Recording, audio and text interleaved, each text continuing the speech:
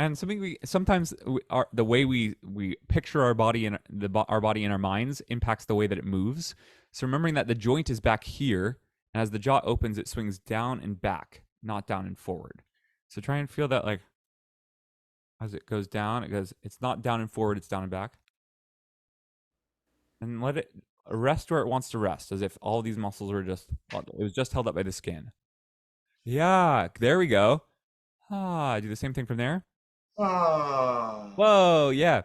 So before the jaw was a little bit protruded forward. Ah, and now it's just a little bit more in a natural position. So do that once again.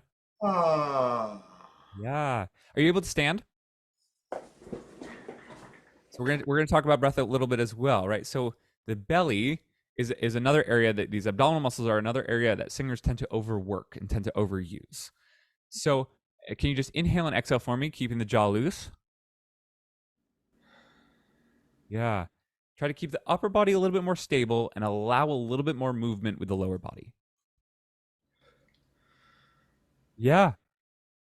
Good. Take a slower, smaller breath. Just in, just as much. Yes. Oh, I see the belly moving out. Good. And then exhaling, the belly moves in. Exactly. So that's the motion that we're going to want to feel. One more time, just breathing in and out. Good. So try to keep that motion as we breathe in. And the belly will come back in gently and slowly. Ah. Yes, that's a very different sound than you were creating before. It might sound weaker or quieter to you now, but it is requiring less physical effort, and it's a better place to build from. So let's do that once again. Yeah. So the ribs are still wanting to collapse a little bit. See if we can keep the upper body open, and the only movement we should feel is that belly moving in and out very naturally, very gently. Ah. Yes, good. See if you can relax that jaw down and back again. Yeah, good. Ah. Yeah, nice. Good. One more time. Ah. Yeah, good.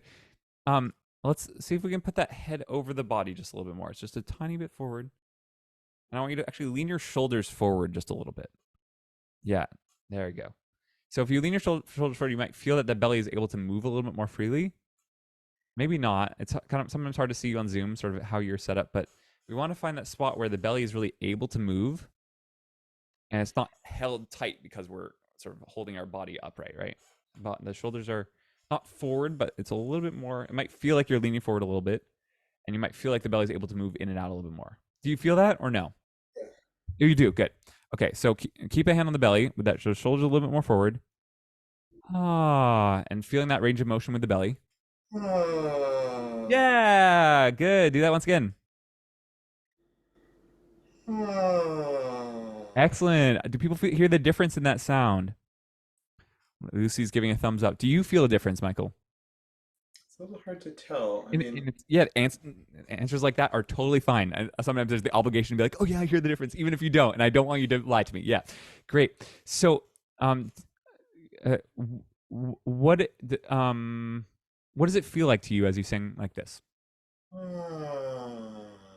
I guess it feels like there's not a lot of control. I guess what I'm fighting against is wanting for it to feel loose, even though deep down I feel like I'm supposed to control the sound of my voice. Yes, yes, yes. When we're doing it right, it will feel like we're not in control, which is very scary. But trust that your brain knows how to do it. In fact, let's prove it to ourselves. We're gonna go ma ma ma ma, and you're not gonna try and control the pitch. You just know what the pitches are, and your brain will do it for you. Ma, ma, ma, ma, ma. Great stuff. Just try and keep the shoulders down and the chest open, and let the range of motion only be with the belly, not with the chest. Ma, ma, ma, ma, ma. Shoulders forward. So I think it looks like we're just sort of standing back on our heels a little bit. And if we bring that forward, then the belly is more able to move. Good. Do it again. Ma, ma, ma, ma, ma. Good. What would it look like if the belly was fully relaxed for the inhale. Um, um, um, um. Yeah. Do you hear a difference in that one? Yeah, I did. Yeah. What was the difference? Just more full Yep. and I guess more resonant also at the beginning. Yeah. Excellent. So the the, we have a couple opposing forces when it comes to breath, and I think this is information, useful information for everyone. We have a couple opposing forces. We have the diaphragm, which is here, inhalatory muscle. It flattens, and that works kind of against the abdominal muscles. They're not like technically paired, but they kind of work in a paired sort of relationship. So that's one way that we control our breath. The problem with that is the diaphragm is not really under our conscious control. And so we don't really have a good, we can't really say, hey, diaphragm, engage. We just say, hey, I want to breathe. And your body, and the body's like, oh, okay, cool. And the diaphragm engages.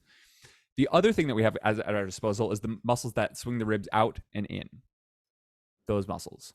Hmm. So if our abdominal muscles are tight, the diaphragm is not really able to do its job as easily because it's working against those abdominal muscles. If the abdominal muscles are loose, the diaphragm is able to descend, and we get that good breath. And then the abdominal muscles can control it on the way back in. The ribs we control both ways. So it looks like, I think for you, Michael, right now the diaphragm and the abdominal muscles are just a little bit locked, partly because from how we're standing, and partly from our habits of how we've just been breathing. They're just kind of a little bit locked, and so we've been doing more of our breathing with the ribs. And the ribs are actually connected to a much larger portion of the lungs than the diaphragm. It's not by much; it's a little bit more, like in terms of surface area. So it exerts a higher pressure on the lungs, and so we get more pressure underneath the vocal folds, and we're probably going to get a little bit of a thinner or um, uh, breathier tone as a result. So instead, letting the ribs be a little bit more stable and out, and let the diaphragm and the abdominal pairing sort of do a little bit more of the work for us, is going to get us a richer tone and a clearer tone. We heard a great example of that in the last one that you just did. You try it one more time. So the ribs staying open, and we're going to lean a little bit forward so the belly is able to descend, and the belly will gently come back in as you sing.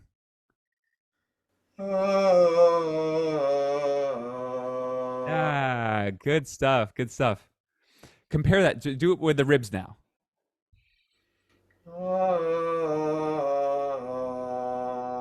We hear how much it's not a huge difference, but there is certainly more fullness, more clarity, more of an easy sort of sound with the abdominal one. Do you feel the difference with that? So, yeah. Awesome. Yeah. And that, like Alan, is going to be something that you have to practice. Of okay, am I standing in a way that the belly is able to relax, and am I allowing it to relax? And am I using that as the lever rather than the ribs? Excellent. Good. Awesome. Keep practicing that, Michael. Who's next?